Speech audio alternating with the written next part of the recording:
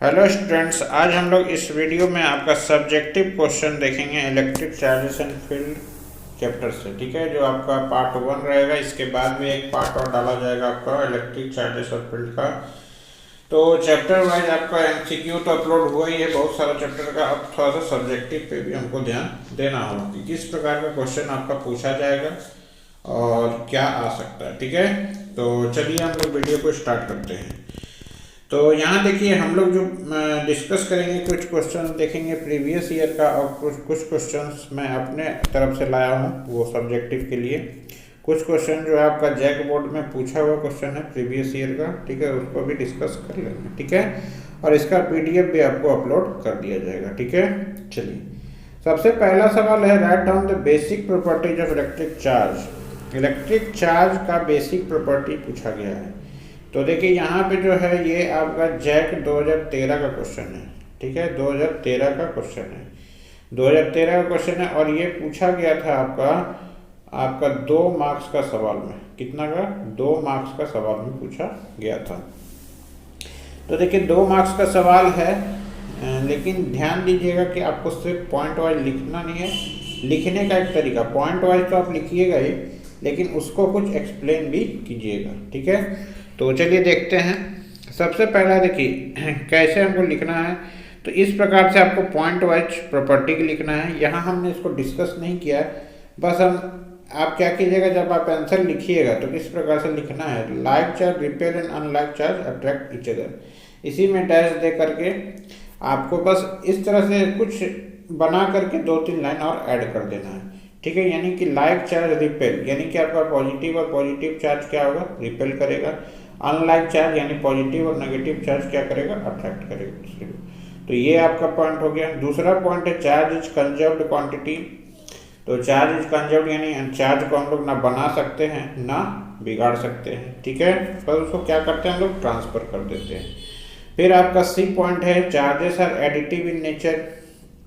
Additive का मतलब है कि क्यू अगर टोटल लेते हैं, यानी एडिटिव का मतलब जैसे ये पूरा क्वांटिटी है जिसमें अगर अलग अलग 1 2 3 4 अलग अलग चार्ज दिया हुआ है, तो टोटल चार्ज जो होगा आपको सबको हम लोग क्या करेंगे, अलजेब्राइक सम कर देंगे। ठीक है, अगर नेगेटिव होगा तो क्या हो जाएगा, मान लीजिए -4 वाला है तो Q -4 हो जाएगा, Q4। ठीक है, तो ये एडिटिव चार्ज हो गया। ठीक है, उसके बाद इसका प्रॉपर्टी क्या होता है कि ये क्वांटाइज्ड रहता है। क्वांटाइज्ड का मतलब रहता है कि एक फॉर्मूला क्वांटाइजेशन में आपने पढ़ा होगा, Q = NE पढ़ा होगा, जो आपका चार्ज हमेशा क्या होगा, वो इलेक्ट्रॉन का मल्टीपल में रहता है। ठीक है, तो इस प्रकार से आपको लिखना है। ठीक है, चलिए नेक्स्ट है, ये कब पूछा गया, ये भी ध्यान दीजिए, ये 2013 में पूछा गया है। यानी पूछने का जो तरीका है वो क्या है कि आपका बेसिक चीज को पहले देखा जाता है कि आप थ्योरी कितना कंप्लीट किए, यानी जो चैप्टर्स में टॉपिक है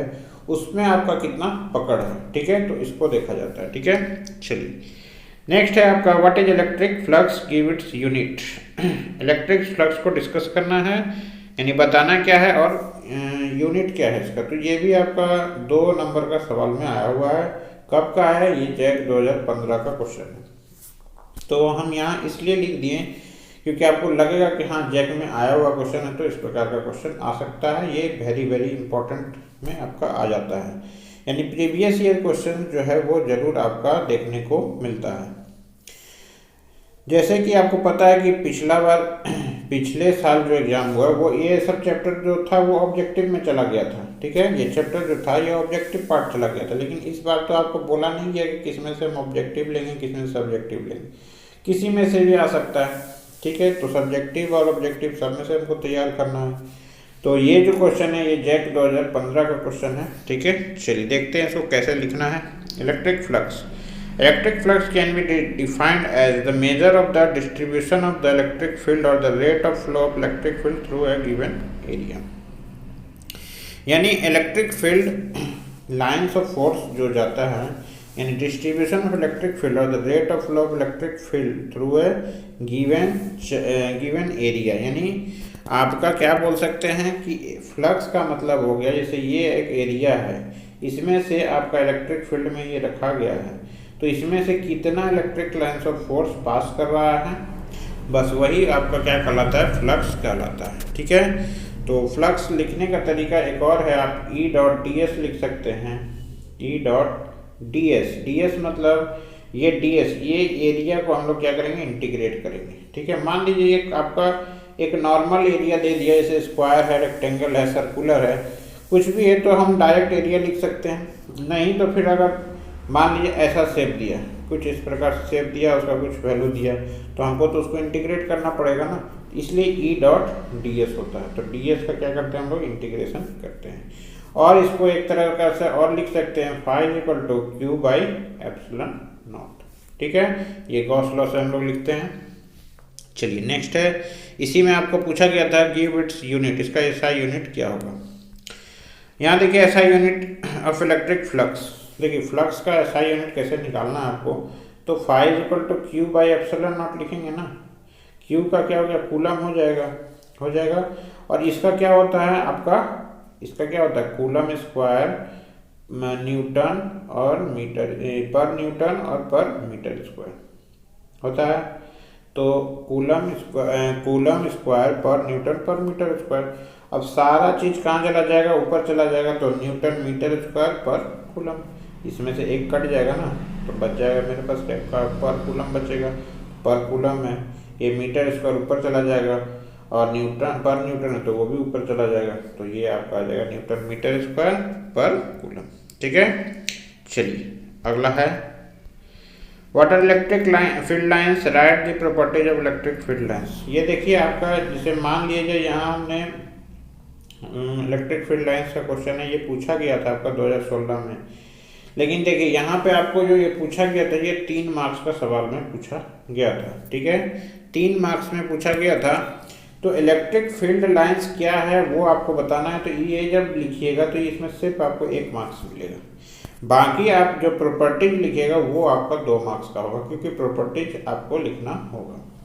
ऐसा नहीं है कि इसमें 2 मार्क्स मिल जाएगा, इसमें कोई एक प्रॉपर्टी आप लिख दिए तो आपको नंबर मिल जाएगा, नहीं। आपको इलेक्ट्रिक फील्ड लाइंस का डेफिनेशन लिखिएगा तो 1 मार्क्स मिलेगा, और बाकी इसमें आपको 2 मार्क्स मिल जाएगा। ठीक है, अगर 3 मार्क्स का ये सवाल आता है तो।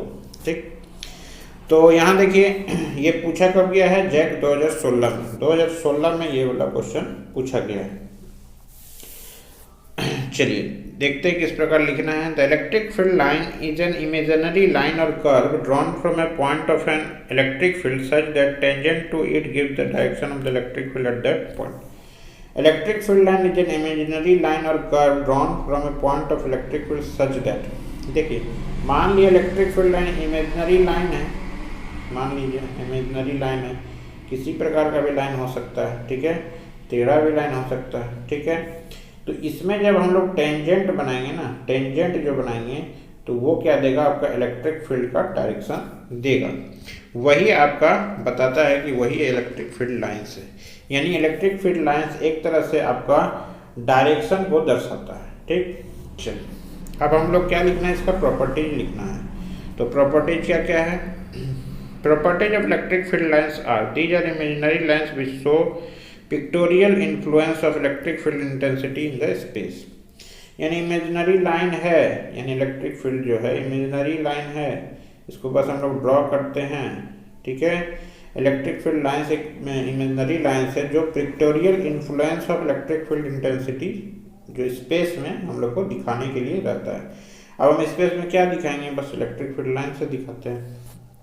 अब देखिए यहाँ है, these are always emitted from positive charge और इंटर नेगेटिव चार्ज। ठीक, तो देखिए ये आपका मान लीजिए नेगेटिव चार्ज है। ठीक, और ये आपका क्या है, पॉजिटिव चार्ज है। इसका मतलब समझ रहे हैं कि these are always emitted from positive charge और इंटर नेगेटिव चार्ज, यानी जो इलेक्ट्रिक लाइन से फोर्स है पॉजिटिव चार्ज से निकलता है और कहाँ एंटर कर जाता है, नेगेटिव चार्ज, यानी इस प्रकार से इसमें बनता है। ये देखिए इसमें इंटर कर गया, इसमें इंटर कर गया, तो इस प्रकार से आपको चार्ज दिया जाएगा। देखिए इससे रिलेटेड एक क्वेश्चन आपका आ सकता है, जैसे मान लीजिए ये आपका जो चार्ज है, मान लीजिए ये कोई चार्ज दिया है और इसमें से आपका लाइंस जो है निकल रहा है, तो ये पूछे कि इसमें नेगेटिव चार्ज होगा कि पॉजिटिव चार्ज है। तो जब देखिए कि इसमें से निकल रहा है तो क्या हो जाएगा, ये पॉजिटिव चार्ज हो जाएगा। तो इससे ये आपका जो ऑब्जेक्टिव तैयार हो सकता है इसमें, ठीक है। चलिए अगला है they don't form close loop. अब ये क्लोज लूप क्यों नहीं बनाता है? They don't form close loop नहीं बनाता है क्योंकि देखिए प्लस क्यू माइनस क्यू, यहाँ से ये स्टार्ट हुआ और यहाँ जाके खत्म हो गया, यहाँ जाके क्या हो रहा है, खत्म हो जा रहा है, यानी खत्म यानी एंड, यानी यहाँ देखिए क्या कि इंटर इन नेगेटिव यहाँ घुस गया। अब यहाँ से ऐसे करके निकलता तो नहीं है, जब यहाँ से निकलेगा तब ना वो सर्कुलर पाथ बनाएगा, तो क्लोज लूप तो उसका बनेगा ही नहीं। तो ये they don't form the closed loops, ठीक है। सिर्फ आपको हमको आंसर नहीं बताना है, उसका हमको आपको समझा भी देना है ताकि आपको समझ में आ जाए कि क्या लिखना है। याद करने का बहुत कम जरूरत पड़ेगा आपको। देखिएगा they are closely packed in strong electric field region, farther apart in weak electric field region. जहाँ पर इलेक्ट्रिक फील्ड स्ट्रॉन्ग होगा वहाँ इस प्रकार से आपको दिखाना है, यानी क्लोज्ड है, ठीक है, क्लोजली पैक्ड है। और जहाँ पे वीक होगा वहाँ पे एक यहाँ बनाए, एक यहाँ बनाए, एक यहाँ बनाए, एक बनाए, खत्म। देखिए दूरी बढ़ गया, यहाँ दूरी कम है, यानी स्ट्रॉन्ग हो गया और ये वीक इलेक्ट्रिक फील्ड हो गया, ठीक है। These lines are always perpendicular to the surface. Surface का हमेशा क्या रहेगा, परपेंडिकुलर रहेगा। यानी मान लीजिए इससे निकल रहा है, इसका सरफेस क्या रहेगा, अपवर्ड में रहेगा परपेंडिकुलरली। चाहे मान लीजिए ऐसे सरफेस है तो कहाँ निकलेगा, इधर निकलेगा। तो ये आपका हो गया, ये परपेंडिकुलर आपका होता है। फिर आपका these lines never intersect each other, कि कभी भी एक दूसरे को ऐसा नहीं है कि ऐसे काट दिया, इधर काट दिया, ऐसे नहीं, ये गलत है। हमेशा आपका ये पैरेलल में रहेगा, ठीक है। मान लीजिए कर्व दूसरा भी रहा लेकिन ये एक दूसरे को कभी भी कट नहीं करेगा, याद रखिए, कभी भी कट नहीं करेगा, ठीक। तो यहाँ तक जो हमने बताया 3 क्वेश्चन वो आपको जरूर समझ में आ गया होगा। देखिए कौन कौन सा साल का था, 2016 में पूछा गया, 15 में पूछा गया, 13 में पूछा गया। अब हम लोग आगे सवाल देखते हैं 4 नंबर। 4 नंबर जो है कि न्यूमेरिकल है आपका टॉर्क पे, ठीक है। An electric dipole of magnitude 0.5 coulomb meter is placed parallel to an electric field of intensity 30 Newton per coulomb. Calculate the torque acting on the dipole. Torque कितना लगेगा? तो यहाँ पे देखिए ये भी आपका 2 मार्क्स का सवाल में आएगा क्योंकि ये डायरेक्ट फार्मूला बेस्ड आपका क्वेश्चन है, न्यूमेरिकल है, तो ये भी डायरेक्ट आपका उसमें आने वाला है। तो ये कब पूछा गया, देखिए 2 जैक 2019 का क्वेश्चन ये है, ठीक है। ज़्यादा दूरी भी नहीं है क्योंकि 19 में एग्जाम हुआ, 20 में हुआ, 21 में आपका एग्जाम ही नहीं हुआ, ठीक है। 22 में आपका इस चैप्टर से ऑब्जेक्टिव आ गया था, तो सब्जेक्टिव आने का बाद है तो इस प्रकार का क्वेश्चन आपको देखिए 2019 में पूछा गया है ना, तो जस्ट 2 साल पहले इसमें से सब्जेक्टिव इस तरह से आया है, ठीक है। तो देखिए इलेक्ट्रिक डायपोल ऑफ मैग्नीट्यूड, देखिए सबसे पहले तो टॉर्क का आपको फॉर्मूला याद रखना है कि पी क्या होता है, पी साइन थीटा, यानी P क्रॉस E लिखते हैं, P vector cross E vector होता है आपका टॉर्क का फॉर्मूला, ठीक है। देखिए आपको इस प्रकार से लिख करके बनाना होगा ताकि आपको फुल मार्क्स मिले। Given electric field is equal to 30 newton पर coulomb, angle between dipole electric field is theta, और इलेक्ट्रिक डायपोल मोमेंट क्या दिया है 0.5 कूलम मीटर। देखिए P साइन थीटा और 0 डिग्री है। 0 डिग्री कहने का मतलब है कि आपका जो इलेक्ट्रिक फील्ड ऐसे है तो आपका क्या बोल सकते हैं आप, जो इसमें पूछा गया डायपोल भी आपका इसी प्रकार से रखा गया, इसी डायरेक्शन में। तो क्या है, फील्ड है और ये दोनों के बीच में क्या है, पैरेलल है, तो पैरेलल है तो क्या होगा 0 डिग्री, और साइन 0 का वैल्यू 0, यानी इसमें टॉर्क जो लगेगा वो क्या लगेगा है, the torque acting on the dipole is 0। इस प्रकार से आपको आंसर लिखना है, ठीक है। चलिए नेक्स्ट है 5वां नंबर, देखिए Why do electric field lines not form closed loop. देखिए अभी ऊपर हमने जैसे प्रॉपर्टी जो पढ़ रहा था उसमें बताया था ना कि कैसे आपका क्यों नहीं बनाता है क्लोज्ड लूप, तो उसी से क्वेश्चन है। देखिए Why do the electric field lines not form closed loops? Electric field lines do not form closed loops because the direction of electric field is from positive to negative charge, so one can regard a line of force starting from positive charge and ending on A negative charge. यही चीज़ हमने अभी आपको समझाया, ये line पढ़ लीजिए, यही line. आपको कुछ नहीं आ रहा है तो बस ये लिख दीजिएगा, इसका आंसर कोई दिक्कत नहीं है, वहाँ पे आपको मार्क्स मिल जाएगा। This indicates that electric field line do not form closed loop, यानी पॉजिटिव से स्टार्ट हो रहा है, पॉजिटिव से स्टार्ट हो रहा है, नेगेटिव में खत्म हो जा रहा है, तो कहाँ से क्लोज्ड लूप बनेगा। बस यही चीज़ है, ठीक है। आई थिंक आपको जरूर समझ में आ गया होगा। अगला है why do the electric field lines never cross each other, एक दूसरे से कट क्यों नहीं करता है। देखिए कट क्यों नहीं करता है, इसका कारण जान लीजिए। The electric field line, electric lines of force give in the direction of the electric field. Electric field lines of force क्या है, आपका इलेक्ट्रिक फील्ड का डायरेक्शन को बताता है। अगर मान लेते हैं in case two lines of force intersect, दो लाइन्स क्या कर रहा है, कट कर रहा है। मान लीजिए एक इधर कट किया और एक मान लीजिए इधर कट किया, ठीक है। अब हम लोग बनाएंगे there will be two direction of electric field at the point of intersection. अब देखिए यही पॉइंट है ना, अब यह पॉइंट पे इस जो लाइन्स है, ये जो लाइन्स है ये इधर जाएगा टेंजेंट, और ये टेंजेंट किधर बनेगा, इधर बनेगा। तो यहाँ पे दो इलेक्ट्रिक फील्ड का डायरेक्शन होगा, जो कि पॉसिबल नहीं है। एक ही पॉइंट पे आप दो डायरेक्शन का फोर्स लगा सकते हैं, दो नेट फोर्स लगेगा, नहीं ना लगेगा, दो डायरेक्शन में नेट फोर्स में तो नहीं लगेगा। तो जो इलेक्ट्रिक फील्ड जो होगा इसीलिए नहीं होता है, क्योंकि दो लाइन्स इसीलिए कट नहीं करता है क्योंकि एक पॉइंट पर दो इलेक्ट्रिक फील्ड का डायरेक्शन पॉसिबल नहीं है, ठीक है। इस प्रकार से आपको उत्तर लिखना है। बाद में देखिए ये इस तरह से लाइन लिखिएगा और ये डायग्राम आप बना दीजिएगा तो आपको नंबर मिल जाएगा, ठीक है। ये आपका लाइन्स है, ये आप टेंजेंट ड्रॉ किए तो दो लाइन बन गया, यानी दो डायरेक्शन दिखा रहा है जो पॉसिबल नहीं है, ठीक है। आगे चलते हैं। Give 2 points of distinction between charge और मास। चार्ज और मास के बीच में आपको बताना है कि क्या हो सकता है, क्या आप उसमें डिस्टिंग्विश क्या कर सकते हैं। चार्ज के लिए पॉजिटिव, नेगेटिव और जीरो, ठीक है। देखिए चार्ज जो हो सकता है पॉजिटिव, नेगेटिव, जीरो सब हो सकता है, but mass is positive quantity. Mass हमेशा पॉजिटिव होगा। कहीं आप देखिएगा कि आपका मटेरियल जो है घट गया तो आप बोलिएगा नहीं माइनस में होगा, नहीं माइनस में नहीं होता है। मास हमेशा क्या लिखते हैं 10 kg, 15 kg, 20 kg ऐसे करके लिखते हैं। तो मास हमेशा क्या है, पॉजिटिव क्वांटिटी है। Further electric charge is always be conserved. Charge जो है ना हमेशा कंजर्व्ड रहता है। कंजर्व्ड का मतलब है ना उसको हम लोग डिस्ट्रॉय कर सकते हैं। मान लिए जाए डिस्ट्रॉय करने का बात ही नहीं उठता। देखिए मान लीजिए सोडियम में आपका प्लस चार्ज कितना रहेगा, 11 न्यूट्रॉन रहता है, आपका प्रोटॉन रहता है। अब इसी में से 11 प्रोटॉन है और इलेक्ट्रॉन भी क्या रहता है बाहर में, आपको कितना रहता है, 11 रहता है।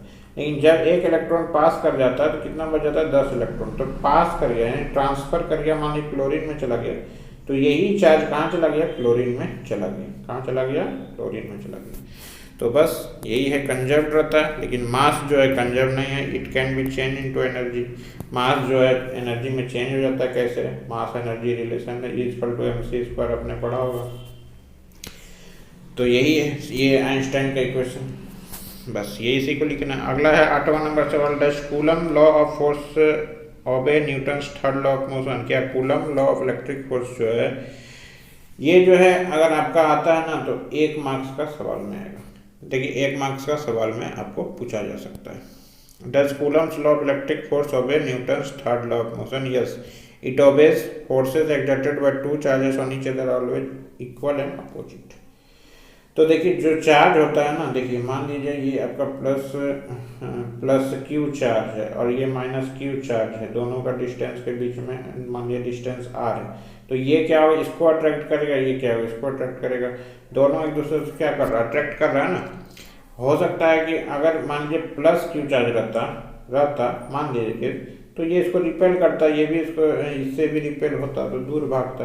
अब ये भी इसको अट्रैक्ट करेगा, ये भी इसको अट्रैक्ट करेगा, तो क्या हुआ, इक्वल अपोजिट डायरेक्शन हो रहा है ना। तो आपका Newton third law of motion में क्या बोलता है कि इक्वल एंड अपोजिट फोर्स लगता है ना, तो वही चीज।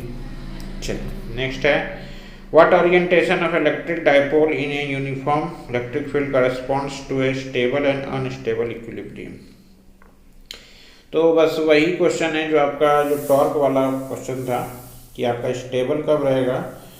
तो स्टेबल कब रहेगा, देखिए स्टेबल कोई भी अपना लोवेस्ट एनर्जी में स्टेबल रहता है। जैसे आप सो जाइएगा तो सबसे ज़्यादा स्टेबल आप किसमें रहते हैं, सो जाते हैं तब, तो लोवेस्ट स्टेबल। यानी लोएस्ट एनर्जी में क्या रहेगा, एनर्जी जब लोएस्ट रहेगा तो वो स्टेबल रहता है। जैसे आप सो गए तो आप सबसे ज़्यादा स्टेबल अपने आप को महसूस करते हैं। तो वही चीज़ है आपका यहाँ पे भी। देखिए पी ई साइन जीरो, तो जीरो हो गया, यानी इसमें कोई भी आपका टॉर्क नहीं लग रहा है। टॉर्क क्या है, जीरो है। जब टॉर्क जीरो है तो आपका स्टेबल है। और इसी का चीज़ है, देखिए अगर ये टॉर्क जो है आपका नेगेटिव में लगेगा, अनस्टेबल इक्विलिब्रियम इज मैक्सिमम कब होगा, जब आपका एंटी पैरेलल होगा। कब होगा, एंटी पैरेलल का मतलब, कहने का मतलब है कि साइन पाई, साइन 180, साइन 180 क्या होता है, साइन 180 यानी कि एंटी पैरेलल, साइन 180 यानी कि एंटी पैरेलल। ठीक है, चलिए अब हम लोग आते हैं, mention 2 similarities and 2 dissimilarities between electrostatic and gravitational force. यहाँ पूछा गया है कि इलेक्ट्रोस्टैटिक और ग्रेविटेशनल फोर्स में, दोनों में क्या है, कि दोनों में सिमिलरिटीज क्या है और आपका डिससिमिलरिटीज क्या है। ठीक है, यानी डिफरेंस लिखना है और सिमिलरिटीज भी बताना है। तो पहला तो देखिए सिमिलरिटीज क्या क्या है। Both electrostatic and gravitational forces are conservative in nature. दोनों आपका क्या है, कंजर्वेटिव नेचर का होता है। कंजर्वेटिव नेचर कहने का मतलब है उसको सिर्फ अंतिम पॉइंट और मान ली इनिशियल पॉइंट और फाइनल पॉइंट से मतलब है, बीच में दूरी क्या है, चाहे इस रास्ता से चाहिए, चाहे इस रास्ता चाहिए, चाहे किसी भी रास्ता से चाहिए, तो कोई मतलब नहीं है, फोर्स दोनों में बराबर लगेगा। यानी both electrostatic and gravitational force are conservative in nature. Both of them follow inverse square law. सभी को पता है कि इनवर्स स्क्वायर लॉ को फॉलो करता है। क्यों फॉलो करते हैं, देखिए फॉर्मूला तो आपको सभी को पता हो कि इसमें 1/r² होता है ना, और उसमें भी 1/r² होता है, तो दोनों क्या है, इनवर्स स्क्वायर लॉ को फॉलो करता है। ये सिमिलरिटी हो गया। और एक सिमिलरिटी आप लिख सकते हैं कि दोनों में, एक में चार्ज का गुना होता है, एक में मास का गुना होता है, बस हो गया, ये भी सिमिलरिटी है। डिससिमिलरिटीज क्या है कि electrostatic force between 2 point charges can be attractive और repulsive while the gravitational forces are only attractive in nature. ठीक है, तो आपका जो है electrostatic force between 2 point charges can be attractive और repulsive while the gravitational force only attractive. देखिए कहने का मतलब है कि आपका जैसे 2 पॉइंट के बीच में 2 चार्ज रखे, ये पॉजिटिव ये पॉजिटिव, ये दोनों में क्या होगा, रिपल्सन लगेगा ना, और ये 2 चार्ज रख दिए तो ये दोनों में क्या होगा, आपका अट्रैक्शन होने लगेगा, अट्रैक्शन होगा। अब ये दोनों में अट्रैक्शन हो रहा है, और यानी कि ये अट्रैक्शन हो रहा है लेकिन, और रिपल्सन भी हो रहा है, लेकिन जब आप ग्रेविटेशनल फोर्स का बात करते हैं तो वो एक क्या है, अट्रैक्टिव फोर्स है। क्या है, ये एक अट्रैक्टिव फोर्स है। तो यानी कि इलेक्ट्रोस्टैटिक में आपका रिपल्सन अट्रैक्शन दोनों पॉसिबल है, लेकिन आपका ग्रेविटेशन में सिर्फ आपका अट्रैक्शन पॉसिबल है। अब electrostatic force depend on medium in which 2 charges are placed. देखिए सबसे पहला बात कि इलेक्ट्रोस्टैटिक फोर्स में अगर हम लोग यहाँ मान लीजिए +q चार्ज है, ये -q है +q, दोनों के बीच में रख दिए। पहले मान लीजिए F फोर्स है, बीच में कोई डाइलेक्ट्रिक कांस्टेंट जिसका 4 है मान लीजिए कांस्टेंट, तो फोर्स जो हो जाएगा ना आपका F/4 हो जाएगा। लेकिन वो कंडीशन इसमें आपका लागू नहीं होता है। ग्रेविटेशनल फोर्स में आप कोई भी मीडियम बीच में डाल दीजिए, कोई भी मीडियम, कोई फर्क नहीं पड़ेगा, ग्रेविटेशनल फोर्स उतना ही इसमें लगेगा। ठीक है, तो यहाँ तक कि आपको जरूर सारा क्वेश्चन समझ में आ गया होगा। इसका PDF भी आपको अपलोड कर दिया जाएगा, इसलिए टेंशन ना लें, और भी आपका क्वेश्चन जल्द से जल्द करवाया जाएगा।